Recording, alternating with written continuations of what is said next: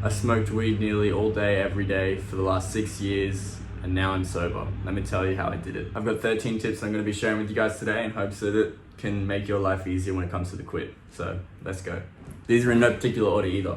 Number one, start a new hobby. This is very important. At least it was for me. I started learning Thai and it's been one of the most enjoyable things. I started doing Muay Thai at the end of last year and I intend to go to Thailand this year to, check it out and fight a little bit. So Thai I thought would be a great language to learn. At only $1.64 or something for a full month membership, I'm having a great time. So start a new hobby. 2, get some exercise. I know this one might seem a little bit obvious, but some people don't exercise and complain why they can't get to sleep. You got to drain your physical battery if you want to get some rest. If you're having a hard time sleeping at night, it's because you've still got a lot of energy. If you drain yourself completely, your body won't have a choice but to rest. On my first night, I got a mad sleep. That's because I did a hella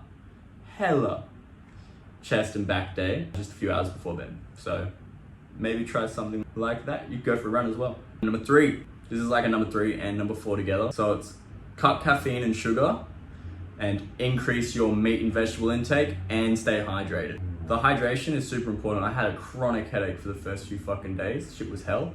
And then even though I was drinking lots of water, I was still pretty much pissing yellow. So in my mind, that means I had to drink more water. So drink more water, more than you think is necessary. Just stay hydrated. And then when it comes to the meat and veg, whole foods. A Big Mac with salad on it is not good food, okay? I understand there's meat, I understand there's a bit of greenery, but that doesn't count. That's not what we're talking about. We're talking about Woolies chooks, steak, those sorts of things. I find chicken, steak, and whole food vegetables, cucumbers, tomatoes, broccolis, potatoes, sweet potatoes, if you want that sort of energy, but you don't even really want to spike up your energy too much. So you can keep it lower, closer to keto if you'd like to. I'm not a diet health professional, I'm just letting you guys know that I found it super easy when all I've been eating is meat, vegetables. I had a little bit of Macca's and I regretted it not too far after, so don't fall for that trap. You know what, fuck that, fall for that trap. I had so much fun eating those fries, they were so tasty. 5, avoid bright lights and technology before bed. Red lights are a good suitable option as well. If you're someone who has access to multicolored lights or changing lights and you still want to be able to see things, red light is fantastic. I think I heard somebody say that it was the lowest light on a Kelvin scale or something. It's pretty much just allows your brain to still start getting sleepy while still being able to, see your surroundings. Because if it's pitch black at night, you're gonna get tired really quickly. But what if you need to stay up, do a little bit more work, read some books? You want some light to read the books, you know what I mean? I got my book, by the way, it's nude pink. Read books to calm the brain. Books are great. And if you suck at reading, start reading. Go back to number 1, start a new hobby. Reading's fantastic. It really helps, at least for me, bring the brain into center, especially when I have to focus my eyes, my mind, and my thoughts on what I'm reading or it doesn't go in. And so it is a little bit harder, but when I actually can get into reading, it is so enjoyable, so peace-bringing, and I love it so much. So read books before bed, especially if you're having a hard time getting to sleep. Books will make you super sleepy. So look into that one. Sleepy, sleepy, sleepy with the books. Using your red light. Look at this. 7, understand all thoughts and feelings will go with time and you just gotta wait it out. This is one of the ones that really had me. I had so much more conviction coming into this quit than I have done in any other previous attempts at which I have failed. It was get sober or die trying. That was the only 2 things that I had available. So any thoughts and feelings that crept in, I was like, well, we're not exactly going to be able to smoke, so you better get over it. And then as time goes, the thoughts and feelings just fade. So, if you're really worried or if you're feeling really anxious, you got some thoughts in your head, get up, go for a walk or breathe, focus on your breathing. A great technique that a mate taught me when I was having a hard time getting to sleep a few years ago is breathing in, breathing out, staying very focused on it, and then telling yourself sleep. No other words but sleep. Sleep. Sleep. And as long as you just keep doing that, even when you start feeling your brain start to change into a sleepy mode, if you focus on doing nothing but breathe in, out, sleep, you will go to sleep. Super useful technique. At least it was for me. So, maybe you get some tips from that one. This one was so useful. Number 8, take pressure off yourself. This one was awesome for me. I literally told myself, you have 0 responsibility. Do not expect yourself to go to work. Do not expect yourself to, like, eating really healthy really helps, so still expect yourself to do that. But it was like, it's okay. If I don't want to exercise, I don't have to. If I don't want to clean up the house, I don't have to. If I want to game all day, I can. If I want to hang out with my cats all day, I can. If I don't want to go to work, I can. If I want to stay up late, I can. It doesn't matter.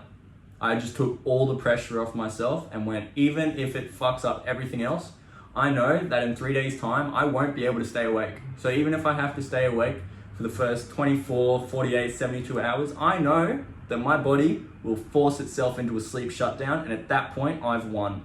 So stick it out. Stick it out. You can do it. It's possible. Stick it out. Take pressure off yourself. Remove all the pressure. The only goal that you have is to quit smoking weed. That's the only goal. All right? Do that. All right, cool. Number 9, vlog it or do it with a friend.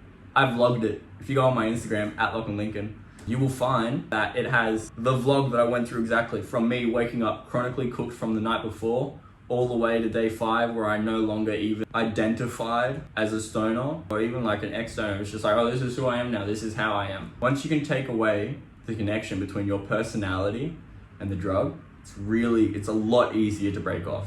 And you guys got to understand, I was the host of Medi Reviews, a weed review channel. I had like 147,000 followers on TikTok, pretty much based around smoking weed. Like, it was my whole personality. I was an influencer in this space. So for me to decide to quit and say that, you know, this is a positive change, I believe it stands for something. But I mean, it's up for you guys to decide. I'm just here to give you tips. Hope I can help. Yeah, vlog it or do it with a friend. Doing it with a friend would be awesome. I'm not saying that you can't do it alone, because in which case you can vlog it if you want, post it on your Instagram if you want. You can tag me, I'll watch it. But if you can do it with a friend, not only are you greater affecting your community, but you've also got a buddy to help see you through it. And it's just, the companionship of it is really enjoyable. I know that there are a lot of people online who quit at the same time I did, and so I'm really proud of you if you did that, especially if you've held out. I know it's not the easiest, but I'm proud of you guys. I love you guys. This one's really interesting. I'm not 100% sure how I feel about this one being on the list, but I'm gonna say it because I think this is one of the things that really made it harder for me previously. Don't try and quit tobacco and weed at the same time. This goes back to sort of take the pressure off yourself. If you're trying to quit weed, that in itself is hard enough. To combine that with the demon that is nicotine, that shit is fucking hard. If you do want to quit nicotine, bam. Alan Carr's Easy Way to Stop Smoking. This book, I read it in a week, and then I quit smoking nicotine, no more spin on my bukes. I gave it to my older brother. He speed read the book in 6 hours and then never touched another bit of nicotine again. And then my ex-girlfriend, who I was like, you need to read the book. She reluctantly read half the book and she fucking quit. So I don't know, man. A powerful book, powerful stuff. I recommend it to everyone. Even if you want to quit tobacco first and then weed, that's a thing as well. But don't try and quit them at the same time. It will just stack the difficulty for you. If you want that challenge, go for gold. These are just tips, but these are my tips. Don't try and do both at once. But you can if you want. 11, learn new things, right? Which is like start a new hobby, but learning new things. I am actually subbed to the Real World, formerly known as Hustlers University. I'm currently learning copywriting, which is a form of marketing to help your sales and conversion rates and the rest of it. It's amazing. I'm having a great time. I'm learning a lot, and I'm being able to implement it onto my own businesses straight away. And so it's really worth it for me. And every day I start off with pretty much 1.5 hours, 2 hours of writing it in my book, word for word, what I'm learning, not literally, but all the important parts. I'm writing it down, I'm reviewing it, I'm learning new things, and it's making it really fucking helpful for me. So learn new things, study something. If you're not into cars, figure out how a car works. I don't know how cars work, don't ask. If you want to know how something works, just Google it. If you want to learn how to sing, sing. If you want to learn how to dance, dance. If you want to learn how to market, market. If you want to learn how to sell, sell. If you want to learn how to model, model. If you want to learn how to rap, rap. It doesn't fucking matter. Just learn new things and enjoy it. You know what I mean?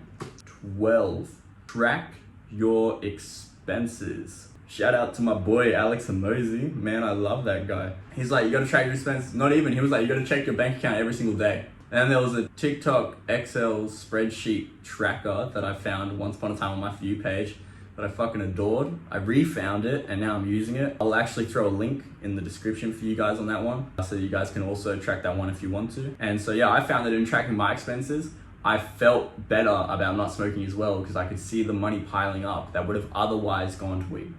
So that's really fucking dope. That's really useful as well. So track your expenses. There's a tip. And 13 and final tip, get into self-care. I'm probably gonna shave my head soon. I fucking love having a shaved head. It's just a nice reset on everything. The things that this hair has been through is a little bit traumatic over the last year and a half, but we'll just shave it off, restart it. To get into self-care, I started using like some bleach whitening strips. My gums are already so much more pink and red than they were when I was smoking, which is really fucking enjoyable. Buy some new smelling body wash if you want, you know? Little things. They don't have to be major, just self-care. You know, all those areas in your life that you've been ignoring for so long because it's just like, I can't be bothered.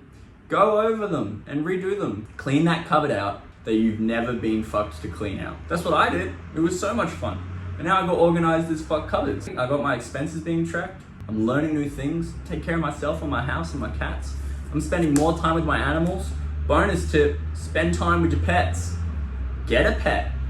Why not? Get a cat. Cat's cool. I love cats. I got 3. Dogs are cool too. I grew up with a dog. I just got given a cat and then I got 2 more. I love cats. Anyways. And remember, take all the pressure off yourself. So if you don't want to follow this fucking routine, don't. By the way, look into circadian rhythm. Alright, look into the circadian rhythm. It's pretty much your whole body's body clock, and it's in control of your hormones, your emotions, your hunger, your sleep pattern, so much. It's so important, and they don't teach us at school. Fuck knows why. But look into it and save yourself. Save yourself. Full stop. Don't try and eat. Eating will be a problem. Don't try and eat. Alright, just don't. Understand that it's going to be difficult. My first day was scattered as fuck. I just did whatever I wanted, whenever I wanted, and just kept doing that. So you could do that. At the start of the day, apply yourself. In the middle of the day, enjoy yourself. At the end of the day, educate yourself. Go to bed. Repeat it. It's really useful. Yeah, those are 13.5 tips to help you get through the first few days of suffering. That shit is hell, but it's doable. It's not easy, but it's doable.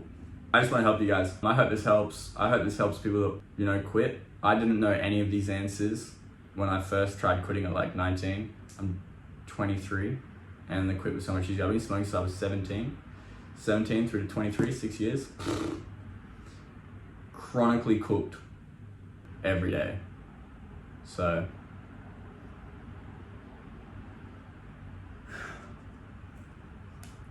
yeah, I don't know. I guess I just hope this helps. And yeah, I've got other social medias. There'll be a link tree. I don't really care. I'm not here for me. I'm here for you guys. I hope this helps. I love you guys. Bye.